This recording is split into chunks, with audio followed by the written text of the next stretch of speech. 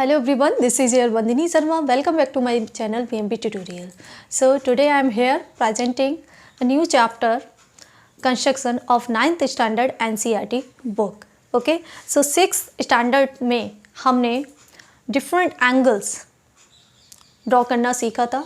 Some specific angles like 60 degree angle, 90 degree angle, 45 degree angle, 30 degree angle, 120 degree angles, and also we have learned how to construct bisector of a given angle and perpendicular bisector of a given line segment. How to draw, sir? So some basic constructions we have learned in 6th standard without giving any justification.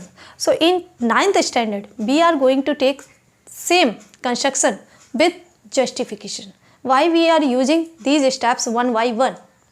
क्यों हम steps एक के बाद एक serial में ही ले रहे हैं? तो उन स्टेप्स का रीज़न क्या है, उन स्टेप्स के पीछे रीज़न क्या है, उनको कैसे जस्टिफाई करना है, इस स्टैंडर्ड में हम उन्हीं कंस्ट्रक्शन को फिर से करेंगे, कुछ कंस्ट्रक्शंस को फिर से करेंगे और क्या रीज़न है जस्टिफिकेशन भी देंगे. ओके, सो फर्स्ट कंस्ट्रक्शन जो आपके 9th स्टैंडर्ड में है, that is to construct the bisector of a given angle. किसी एंगल का बाइसेक्टर कैसे कंस्ट्रक्ट करते हैं और इसके बाद हम इसका जस्टिफिकेशन भी देखेंगे कि क्यों एक्चुअली हम ये स्टेप्स कर रहे हैं, तो क्या रीज़न है. ठीक है, तो देखिए सपोज एंगल है AOB of 80 degree. Okay, suppose this angle AOB is 80 degree. अब इस एंगल का हमें बाइसेक्टर ड्रॉ करना है, बाइसेक्टर कंस्ट्रक्ट करना है. बाइसेक्टर मीन्स किसी भी एंगल का बाइसेक्टर का मतलब क्या है कि वो लाइन सेगमेंट जो उस एंगल को दो इक्वल पार्ट्स में डिवाइड करे, मीन्स बाइसेक्ट करे, मीन्स टू इक्वल पार्ट्स में डिवाइड करे. यहाँ एंगल है, जब आप इस एंगल का एंगल बाइसेक्टर ड्रॉ करेंगे मीन्स लाइन ड्रॉ करेंगे इस एंगल के सेंटर में, तो वो लाइन इस एंगल को टू इक्वल एंगल्स में डिवाइड करनी चाहिए. ओके, तो देखिए so first step of this construction is you have to take a suitable convenient radius in compass, okay, of your choice. इस पॉइंटर लेग्स और स्केच टिप या pencil के tip के बीच की डिस्टेंस आप पर डिपेंड करती है कि आप कितना भी ले सकते हैं. Okay, now taking this O is as center and make an arc like this.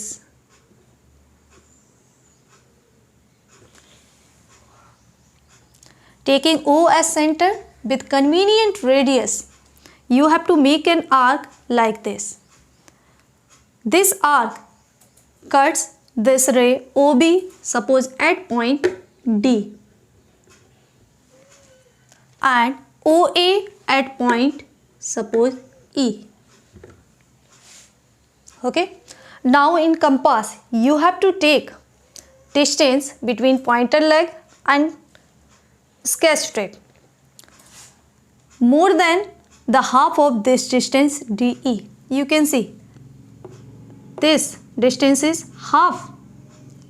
You can see the distance between this is half, more than half of the distance DE. Means ये जो DE, ये arc इन दोनों arm को जहाँ पर cut करिए उन point के बीच की जो डिस्टेंस है उसके हाफ से ज़्यादा हमें कंपास में लेना है. Okay, now taking E as center you have to make an arc like this of same radius. You have to make an arc taking D as centre.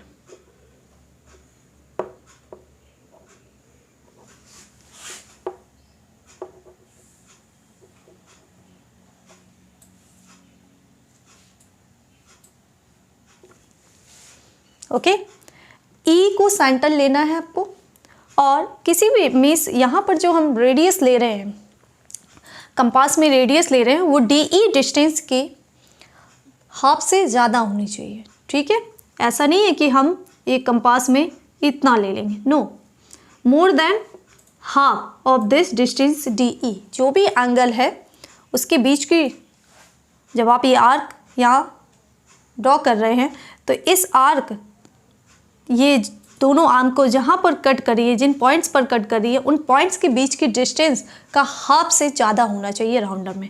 तब आपको ई से सेंटर, ई को सेंटर लेते हुए एक आर्क लगाना है, देन डी को सेंटर लेते हुए एक आर्क लगाना है। देखिए दोनों आर्क जहाँ पर इंटरसेक्ट कर रही हैं उस पॉइंट को इस ओ पॉइंट से ज्वाइन करा दीजिए। So now join O to this point of intersection of these two arcs like this. Okay, I name this point of intersection of these arc as suppose P. Okay, तो ये जो line है this is the angle bisector of angle AOB.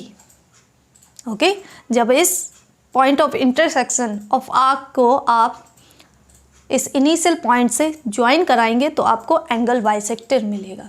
ठीक है, अब ये line इस angle को 2 इक्वल पार्ट्स में डिवाइड कर रही है, मीन्स 2 इक्वल एंगल्स में डिवाइड कर रही है। मीन्स ये जो एंगल है that is equal to this angle. Okay, ये एंगल इस एंगल के इक्वल है। आप मेजर करके भी प्रोटेक्टर से देख सकते हैं कि 80 डिग्री का एंगल है। जब आपने इसका एंगल बाइसेक्टर ड्रॉ किया तो 2 इक्वल एंगल्स आपको मिलने चाहिए, और ये इक्वल एंगल्स कितने मेजरमेंट के होंगे? 40 डिग्री ईच। ओके, 40 के होंगे, क्योंकि ये एंगल कितने डिग्री का है? 80 डिग्री का है। Suppose it is of 60 degree, अगर आप उसका एंगल बाइसेक्टर ड्रॉ करते हैं तो 30 डिग्री के एंगल्स आपको मिलेंगे। ठीक है, तो ये तो हो गया आपका कंस्ट्रक्शन कि कैसे एंगल बाइसेक्टर को कंस्ट्रक्ट करते हैं। अब देखिए यहाँ पर जो स्टेप्स हैं कि पहले हमने एक सुटेबल रेडियस का एक आर्क लिया जो इन दोनों आर्म्स को, इस एंगल की दोनों आर्म्स को इंटरसेक्ट कर रहे हैं डी और ई पॉइंट पर। ठीक है, उसके बाद हमारा स्टेप क्या था कि आपको कंपास में इस डी ई डिस्टेंस की हाफ से ज़्यादा लेना है। ठीक है, देन ई को सेंटर लेते हुए आपको एक आर्क बनाना था, और उसी रेडियस का आपको डी को सेंटर लेते हुए एक आर्क लगाना था। ठीक है, दोनों आर्क जहाँ पर मीट कर रहे हैं, इंटरसेक्ट कर रहे हैं, उस पॉइंट को इस इनिशियल पॉइंट से ज्वाइन करा देना है। तो ये जो एंगल है, angle B O P is equals to angle A O P आना चाहिए। ठीक है, यही हमारी कंस्ट्रक्शन है। तो देखिए अगर इस पी पॉइंट को हम ई पॉइंट से ज्वाइन कराते हैं,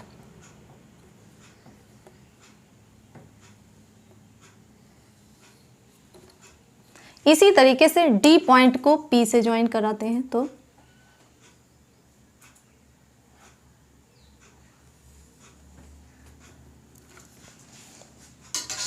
ओके, देखिए अगर triangle D O P and E O P को देखते हैं, इन दो triangles E O P and D O P, तो जो ओ ई है और ओ डी है वो क्या है? इक्वल है। क्यों? क्योंकि ये जो आर्क आपने ड्रॉ की थी, ये जो आर्क ड्रॉ की है, तो ये दोनों क्या है? उसकी रेडियस है। ठीक है, ओ को सेंटर लेते हुए आपने एक आर्क डी ई कंस्ट्रक्ट की थी, और आर्क जब कंस्ट्रक्ट की तो ये जो डिस्टेंस है वो इसकी रेडियस है, और रेडियस किसी भी आर्क या सर्कल की क्या होती है? इक्वल होती है। इसका मतलब O E is equals to O D. ठीक है, इसी तरीके से जब आपने ई पॉइंट से एक आर्क लगाया था, इसी तरीके से डी पॉइंट से एक आर्क सेम रेडियस का लगाया था। मीन्स ये जो पी ई है और डी पी डिस्टेंस है वो भी क्या है? Equal radius of same arc. ठीक है, दोनों आर्क जो आपने यहाँ पर कंस्ट्रक्ट की वो क्या है? सेम रेडियस की है, इसलिए ये भी इक्वल होंगी। ठीक है, और ये जो थर्ड रिमेनिंग साइड है ओ पी, वो क्या है? कॉमन है, दोनों ही ट्राइंगल्स में कॉमन है। तो ये दोनों triangle P D O and P E O कैसे होंगे? कॉन्ग्रुएंट होंगे। कॉन्ग्रुएंट होंगे तो उनके रिमेनिंग पार्ट्स भी इक्वल होंगे। इसका मतलब angle D O P will equal to angle E O P, और यही हम कंस्ट्रक्शन के थ्रू कर रहे हैं। तो फर्स्ट स्टेप हमने क्या लिया था कि एक सूटेबल रेडियस का आपको आर्क लगाना है दोनों ही आर्म्स पर एंगल की, सो दैट इनकी रेडियस क्या होंगी? इक्वल होंगी। सेकेंड स्टेप हमने क्या लिया कि इन ई और डी को सेंटर लेते हुए आपको सेम रेडियस की आर्क लगानी है, जहाँ पर दोनों मीट कर रही हैं उसको इस इनिशियल पॉइंट से ज्वाइन करा देना है। ठीक है, तो इसका मतलब ये दोनों डिस्टेंस भी आपकी इक्वल है सेम रेडियस की। और ये जो थर्ड साइड है मीन्स एंगल बाइसेक्टर वाली जो रे है वो क्या है, कॉमन है दोनों ही ट्राइंगल में, तो ट्राइंगल्स आपके कॉन्ग्रुएंट हो रहे हैं। तो हर एक स्टेप के पीछे क्या है, रीजन है, तो यही इसका जस्टिफिकेशन है। ठीक है, तो जस्टिफिकेशन देखिए,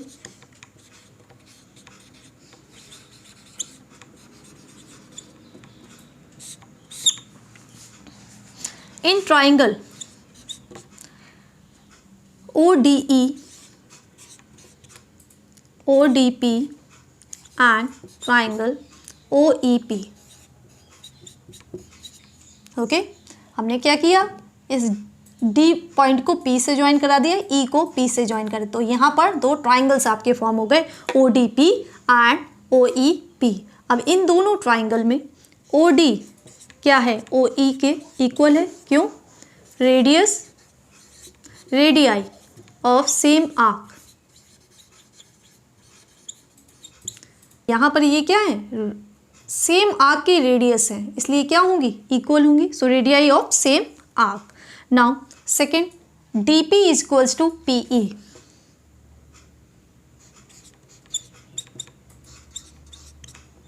क्यों, ये भी क्या है, इक्वल रेडियस की आर्क्स हैं।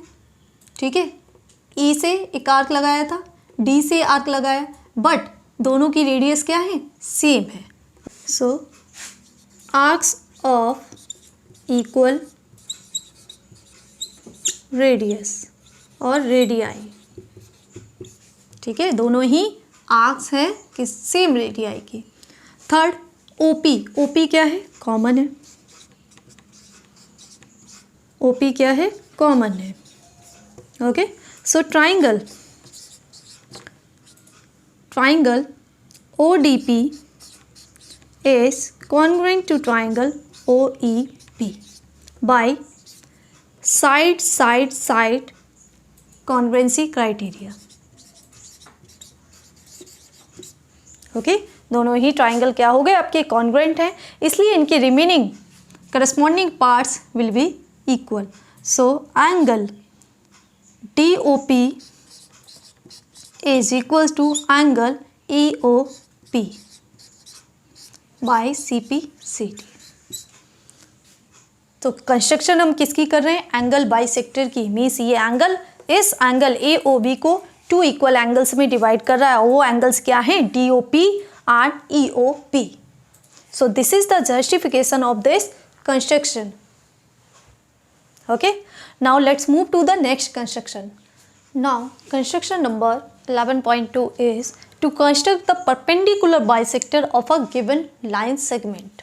Okay, अगर आपको एक लाइन सेगमेंट किसी भी मेजरमेंट का दे रखा हो और तो उसका परपेंडिकुलर बाइसेक्टर कैसे कंस्ट्रक्ट करते हैं, तो ये कंस्ट्रक्शन भी हम 6th स्टैंडर्ड में कर चुके हैं, बट यहाँ पर हमें जस्टिफिकेशन भी देना है कि हर एक स्टेप के पीछे रीज़न क्या है, क्यों हम स्टेप बाय स्टेप मूव कर रहे हैं इस कंस्ट्रक्शन को करने में। ठीक है, तो लास्ट में हम इसका जस्टिफिकेशन भी डिस्कस करेंगे। So first we see how to construct perpendicular bisector of a given line segment से इट्स AB। ओके, AB एक लाइन सेगमेंट है, अब इसका परपेंडिकुलर बाइसेक्टर आपको ड्रॉ करना है, तो उसके लिए आपको क्या करना है कि कंपास में more than half of this AB you have to take. Okay, देखिए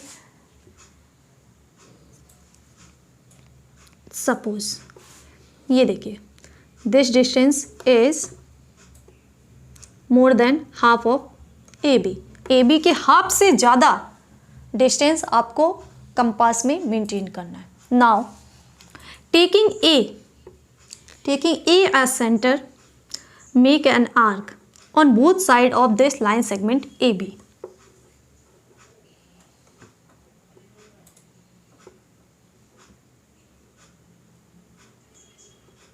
like this and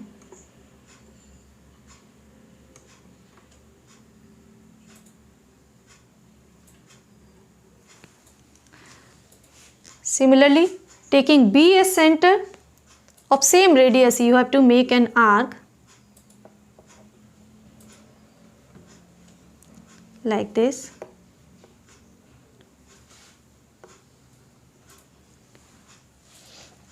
okay, first आपको ए को सेंटर लेना है और radius more than half of A B लेना है, और एक आर्क ए बी के अपर पोर्शन और एक आर्क ए बी के लोअर पोर्शन। इसी तरीके से बी को सेंटर लेते हुए सेम रेडियस का आपको आर्क ए बी के अपर और लोअर पोर्शन में लगाना है। दोनों आर्क जहाँ पर मीट कर रही हैं उन पॉइंट्स को नेम दे दीजिए। Suppose this is point P and this point is Q. Okay, now join these point P and Q with the help of ruler.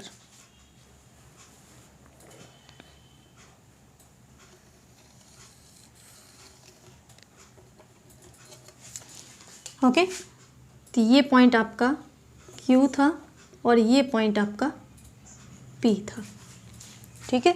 So this line segment P Q is perpendicular bisector of line segment A B. Perpendicular means this P Q will make 90 degree angle with this line segment AB, means this is 90 degree. Okay, similarly bisector, it is also bisector, means it will divide AB in two equal parts, means if this point is O, so OA is equals to OB. Perpendicular bisector का यही meaning है। Perpendicular मतलब वो line segment जो उस line segment पर perpendicular हो, means 90 degree का एंगल फॉर्म कर रहा हो, और बाइसेक्टर में उस लाइन सेगमेंट को टू इक्वल पार्ट्स में डिवाइड कर रहा हो। इसलिए पी ओ ए क्या होना चाहिए 90 degree and O A equals to O B.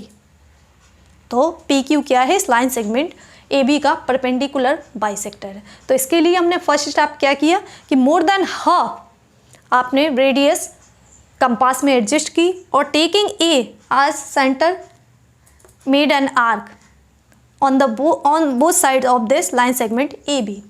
Then next step is what? Taking B as center and same radius you have to make an arc on both sides of line segment AB. Where these arcs meet, name point P and Q. Now join these point P, Q with the help of scale or ruler. Okay, so this is the perpendicular bisector PQ of line segment AB. Okay, तो अब इसका हमें justification भी देना है कि हर एक step जो हम ले रहे थे उसके पीछे रीज़न क्या है, ठीक है। तो कैसे जस्टिफाई करना है, तो उसके लिए आपको क्या करना है, पी ए पी बी को ज्वाइन करा दीजिए।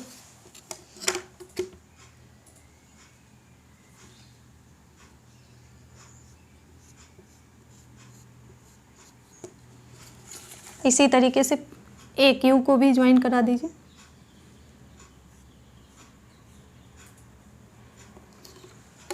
In the same way P B को ज्वाइन कराइए।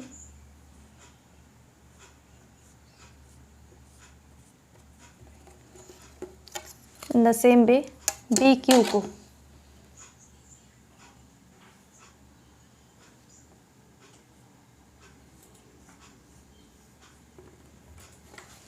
ओके, अब देखिए triangle P A Q and P B Q में इन दो ट्राइंगल्स को हम कंसीडर कर रहे हैं after joining A to P, B to P, A to Q and B to Q. यहाँ पर दो ट्राइंगल्स फॉर्म हो रहे हैं, triangle P A Q and triangle P B Q with respect to this perpendicular bisector P Q. P Q के respect में ये दोनों ट्राइंगल्स आपके फॉर्म हो रहे हैं, ठीक है। तो देखिए ए पी किसके इक्वल होगा, पी बी के। क्यों? क्योंकि ये क्या है, इक्वल रेडियस है ना, इक्वल आर्क्स की रेडियस ही तो है ये, ठीक है। तो ए पी बी पी के इक्वल होगा। इसी तरीके से ए क्यू किसके इक्वल होगा, बी क्यू को। These are also equal arcs of same radius. Okay, and this line segment PQ is common between these two triangles. So by side congruency rule, these two triangles will be congruent. Okay दोनों ही क्या होंगे, congruent हो, congruent होंगे तो इनके corresponding parts भी equal होंगे।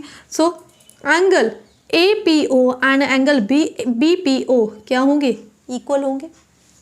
ठीक है, अब हमें कौन से दो ट्राइंगल्स कंसीडर करने हैं, ये दो ट्राइंगल AOP एंड BOP। तो देखिए AP BP के इक्वल है और ये साइड कॉमन है OP, और ये दो एंगल्स हमने अभी CPCT से इक्वल किए, तो दोनों ट्राइंगल्स आपके क्या होंगे, कॉन्ग्रुएंट होंगे। कॉन्ग्रुएंट होंगे तो उनके करस्पॉन्डिंग पार्ट्स क्या होंगे, इक्वल होंगे। Means OA is equals to OB होगा। Okay, and you can see AOB is a line. Okay, so these two adjacent angles will make a linear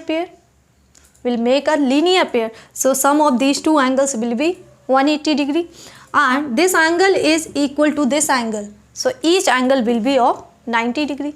okay, तो हमने यहाँ पर क्या प्रूव कर दिया कि ये दोनों एंगल्स क्या है, राइट एंगल्स हैं, और OA OB की इक्वल है। इसका मतलब PQ क्या है, AB का परपेंडिकुलर बाइसेक्टर है।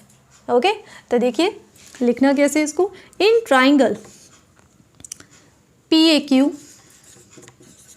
एंड ट्राइंगल PBQ, इन दो ट्राइंगल्स में देख रहे हैं AP is equals to BP. Why? Because these are the arcs of equal radii.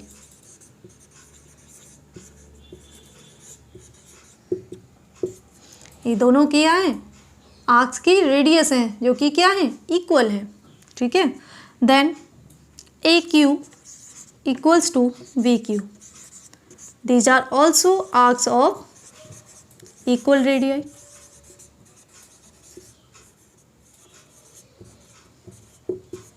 Okay, and next PQ, that is common. PQ equals to PQ is common. So triangle PAQ will be congruent to triangle PBQ. Why? SSS congruency criteria. Okay, so angle APO is equals to angle BPO CPCT. CPCT से ये दोनों angles क्या हो गए आपके, equal हो गए। Okay, now consider triangle POA and triangle POB।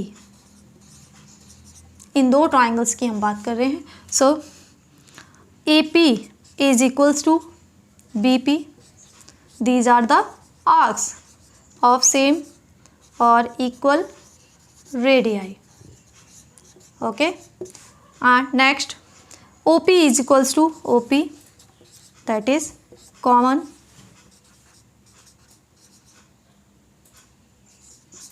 and angle APO is equals to angle BPO. ये अभी हमने प्रूव किया है। ओके, APO किसके इक्वल है, एंगल BPO के इक्वल है। So triangle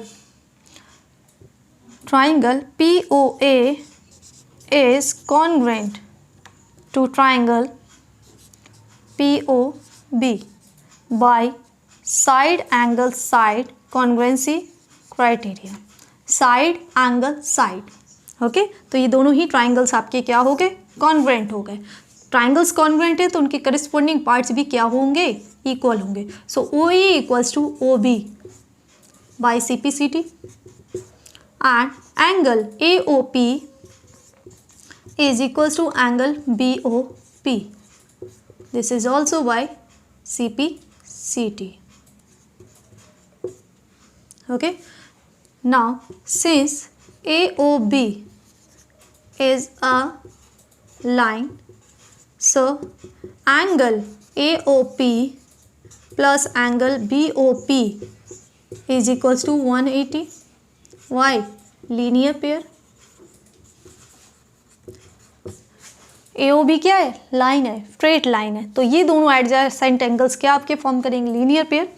okay, so we can write twice of angle AOP और twice of angle BOP is 180 degree. It means what? Angle AOP or angle BOP is equals to 90 degree. Means PQ is perpendicular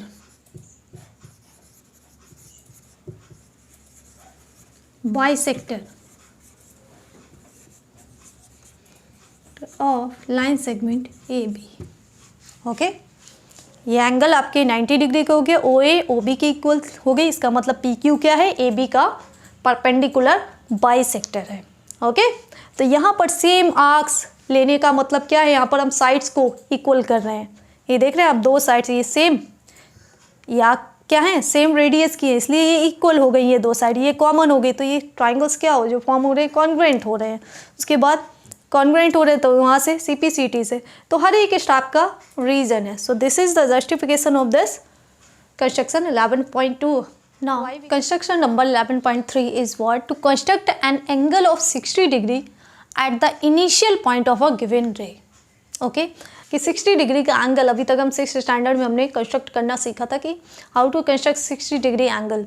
okay, so अगर आपको एक रे दे रखी है, suppose it's OA, तो इसके initial point means O पर आप 60 डिग्री का एंगल कैसे फॉर्म करेंगे, कैसे कंस्ट्रक्ट करेंगे। ठीक है, तो फर्स्ट स्टेप क्या है कि राउंडर मीन्स कंपास में आपको एक सुटेबल रेडियस एडजस्ट करनी है।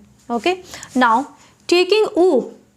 taking initial point, that is O here, as center, you have to make an arc which will cut this ray OA at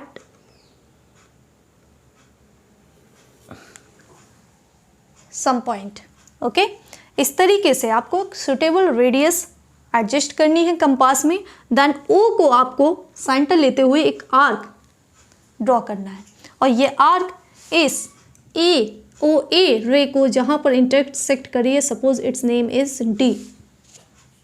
okay, now taking same radius in compass and D as center, you have to make an arc on the already drawn arc like this. Okay, क्या करना है, same radius आपको compass में लेनी है, और ये जो आपने फर्स्ट स्टेप में आर्क ड्रॉ की थी, OA को D पॉइंट पर इंटरसेक्ट करी थी, उस पॉइंट से आपको सेम रेडियस का आर्क लगाना है। जहाँ पर ये आर्क इंटरसेक्ट करिए इस ऑलरेडी ड्रॉन आर्क को, उसको नेम दे दीजिए suppose E.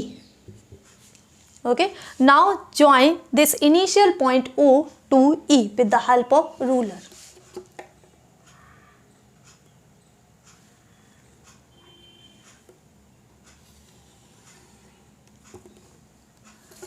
Okay, suppose this is OB. Now you can see this angle BOA is of 60 degree. क्यों, देखिए OD किसके इक्वल है, OE के, क्योंकि ये दोनों रेडियस क्या हैं, सेम आर्क की हैं, और सेम आर्क की रेडियस क्या होती है, इक्वल होती है, means OE is equals to OD. Okay, और सेम रेडियस का आपने आर्क कहाँ से, D से लगाया था, मीन्स ये क्या है, ये रेडियस भी इन दो रेडियस के इक्वल ही है। ठीक है, ये दोनों रेडियस क्या है, इस DE के इक्वल भी है, तो अगर आप DE को ज्वाइन कराते हैं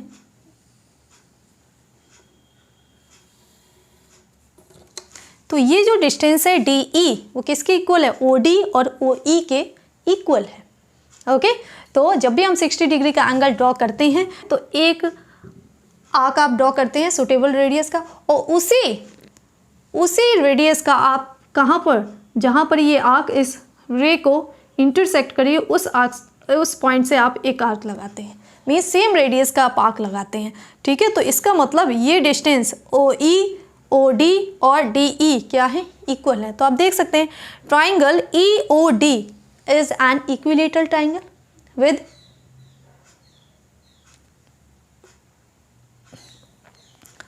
ई ओ डी क्या हो गया आपका, इक्विलेटरल ट्राइंगल हो गया, क्योंकि ओ डी ओ ई के भी इक्वल है और ये ई डी भी इक्वल, मीन्स तीनों साइड्स इक्वल है।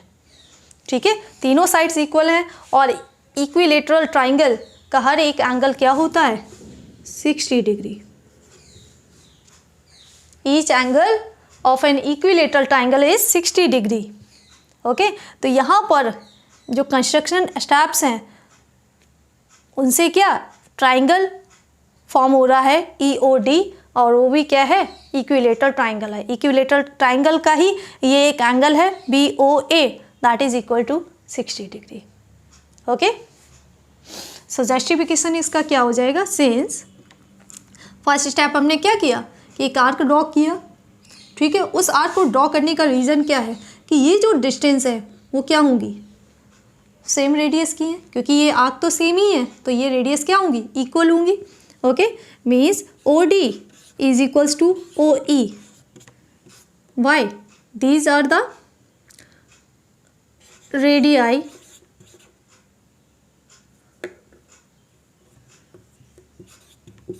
Of same arc. Same arc की ये रेडियाई हैं तो ये क्या होंगी, इक्वल होंगी। ओके, एंड तो ये हमारा फर्स्ट स्टेप हुआ। सेकेंड स्टेप में हमने क्या किया, सेम रेडियस का डी से एक आर्क लगाया डी ई पर। ठीक है, सेम रेडियस का हमने एक आर्क लगाया तो ये डिस्टेंस डी ई किसके इक्वल है, ओ ई और ओ डी के ही इक्वल है। Means D E is equals to O D and O E. ठीक है, ये डी ई इन दो पॉइंट्स के बीच की जो डिस्टेंस है वो क्या है, रेडियस है किसकी, इस आर्क की।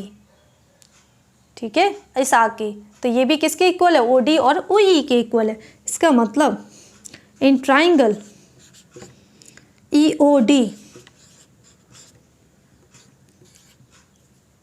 ओ E is equals to O D is equals to D E. Means तीनों साइड्स इस ट्राइंगल की इक्वल हैं। So triangle E O D is an equilateral triangle.